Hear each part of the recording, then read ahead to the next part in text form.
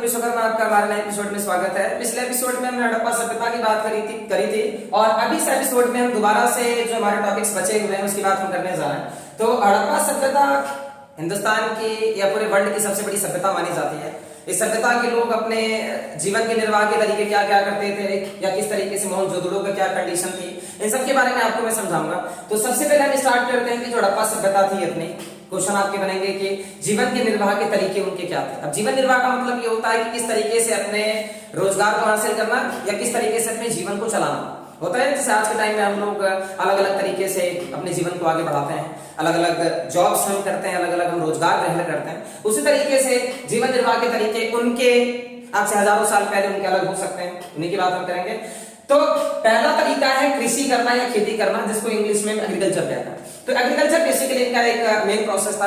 अब खेती में क्या क्या खेती करते रहे होंगे, जैसे गेहूं है, चावल है, गन्ना, कपास, जौ, तिल, सफेद चना, इन सब चीजों की खेती करते थे। तो खेती के माध्यम से इनको प्रॉफिट होता था और उसी प्रॉफिट के अकॉर्डिंग अपने जीवन को ये चलाते थे।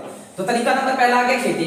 दूसरे टेक्निक की बात अगर हम करें तो इनकी जीवन निर्वाह के तरीके में दूसरा आता है शिकार, जिसको हंटिंग कहते हैं। अब शिकार में क्या शिकार करेंगे, जैसे शिकार करने का मतलब ये होता है ना जानवरों को मारना।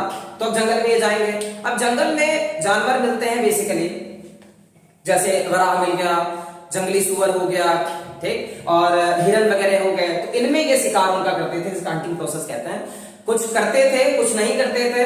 कुछ समुदाय, देखो अलग अलग समुदाय उस टाइम में हुआ करते थे। तो कुछ समुदाय खेती बाड़ी में अपने बिजी हैं, कुछ सिर्फ शिकार ही कर रहे हैं। तो खेती वाले शिकार से मांस प्राप्त कर रहे हैं और ये इनसे अपना संबंध बना रहे हैं। तो खेती का तरीका नंबर 1 शिकार हो गया। दूसरा, तीसरे नंबर पे आती है इनकी चीजें व्यापार। अब व्यापार क्या चीज होती है? व्यापार वो चीज होती है जिसमें अपने पास जो चीजें हम बनाते हैं, इस चीज को हम बनाकर दूसरे क्षेत्रों में बेचते हैं। तो हैंडीक्राफ्ट की चीजें बनाते थे, हाथ से बनाई जाने वाली चीजों को हम जो है बनाते हैं इसमें। और व्यापार भी इनका आ जाता है, जैसे मनके बना लिए, बाट बना लिए, मुहर बना लिए, इन सब चीजों को बेचते थे। इनमें ज्वेलरी भी आती है, जैसे बहुत अलग अलग टाइप की ज्वेलरीज होती है ना, जिनको हम आभूषण कह सकते हैं जो पहनने के लिए। तो व्यापार में आभूषणों का भी प्रयोग किया जाता था। अगला इनका तरीका है मछली पकड़ना, इसको फिशिंग कहते हैं। तो फिशिंग का तरीका बिल्कुल सिंपल है। तालाब होगा, नदी होगी या समुद्र होगा। अब जो इलाके तालाब में, जो इलाके समुद्र के किनारे हैं या जो नदी के किनारे हैं, तो मछली पकड़ना उनके लिए बेहद आसान था। तो एक निर्वाह का तरीका, एक बेस्ट तरीका इनका है। अगला इनका है जंगली फल फूल। अब जंगल उस टाइम में बहुत ज्यादा हुआ करते थे, तो जंगल से ये जाते थे और जंगल से अपने जंगली फल फूल को प्राप्त करते थे। तो इनको कंदमूल फल कहते थे। जंगली फल फूल से इनका जीवन चलता था। तो यहाँ पर आपके हो गए तरीके 5 जो जीवन के निर्वाह के तरीके हैं। अगला क्वेश्चन, अगले की तरफ हम बढ़ते हैं। मोहनजोदड़ो की बात हम करते हैं कि हड़प्पा सभ्यता का सबसे जो प्रमुख स्थल माना जाता है उसको मोहनजोदड़ो कहते हैं। ये प्रमुख स्थल हो गया, लिख दिया मैंने यहाँ पर। इसके क्षेत्रफल की बात अगर हम करें तो 125 हेक्टेयर इसका क्षेत्रफल है। कितना है?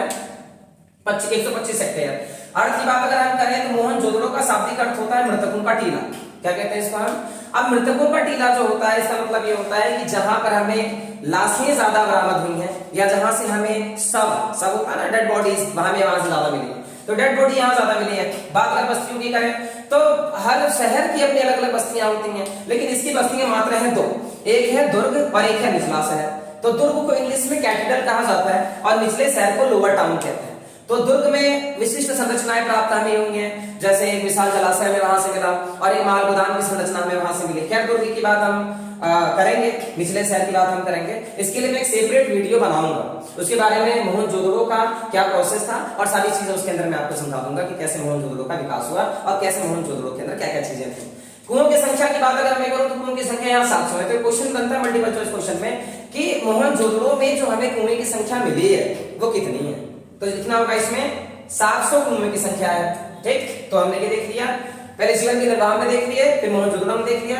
अब हड़प्पा के विनाश की बात हम कर लेते हैं। हड़प्पा के विनाश में कोई हमें सबूत वहां से नहीं मिले हैं, बस हम ये कहते हैं कि बेसिकली संभवतः इनका विनाश हुआ होगा इन कारणों से। तो जो ये रीजंस मैं बताने जा रहा हूँ, ये रीजंस एग्जैक्टली करेक्ट तो नहीं है, बट फिर भी हम देखेंगे कि मतलब ये कारण संभवतः हम इसमें लगाएंगे कि संभवतः ऐसा हुआ होगा। तो चलिए देखते हैं क्या क्या संभवतः यानी क्या पॉसिबिलिटी है, क्या संभावना हो सकती है। संभावना में हमारे पुरातत्वविद जो हमारे पुराने स्थलों पर जाते हैं उनकी खोज करते हैं, पुरातत्वविदों का ये कहना है कि हड़प्पा में कोई प्राकृतिक आपदा आई होगी जिस कारण से इसका विनाश हुआ। अब विनाश का मतलब तो वही है ना कि मतलब सारे लोग वहां से चले गए, वो स्थान जलमग्न हो गया, पानी से भर गया, या भूकंप वगैरह आ गया, बहुत सारी चीजें आ सकती हैं। तो प्राकृतिक आपदा में एक तो जो है बाढ़ का आना, भूकंप का आना, चक्रवात का आना, या समुद्र का बहुत बड़ी लहर आना, जिस कारण से इनके साम्राज्य का या इनके सभ्यता का विनाश हो गया। दूसरी बात अगर हम करें महामारी या बीमारी, कोई आई होगी बहुत बड़ी बीमारी, जैसे आज के टाइम में कोविड चल रहा है, उस टाइम में कोई बीमारी रही होगी जिस कारण से इनकी सभ्यता का अंत हुआ। तो कोई बीमारी आई होगी जिस कारण से इनके पास कोई एंटीटोड नहीं रहा होगा, जिस कारण से इनकी जनसंख्या मर गई होगी और ये लोग स्थान छोड़ करके चले गए होंगे। बात अगर आर्यों के आक्रमण की करें तो आर्य कौन होते हैं? आर्य उन्हें कहा जाता है जो मध्य एशिया से आए। तो आर्यों ने इनके साम्राज्य पर आक्रमण किया और इनके क्षेत्रफल को उन्होंने अपने नियंत्रण में ले लिया। तो एक तरह से हम कह सकते हैं कि जहां पर ये लोग रहे मोहनजोदड़ो में, हड़प्पा में, वहां आर्य आए होंगे और उन्होंने इनको शिफ्ट कर दिया होगा, भगा दिया होगा।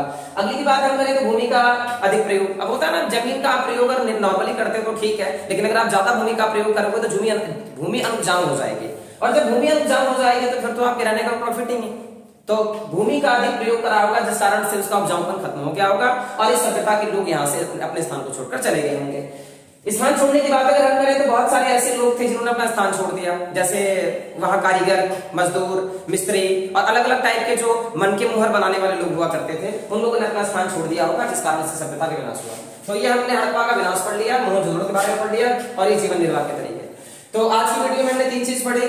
नेक्स्ट वीडियो में हड़प्पा के बारे में और जानकारी मैं आपको दूंगा, तब तक के लिए आप बने रहिए। नेक्स्ट वीडियो मिलते हैं, नमस्कार।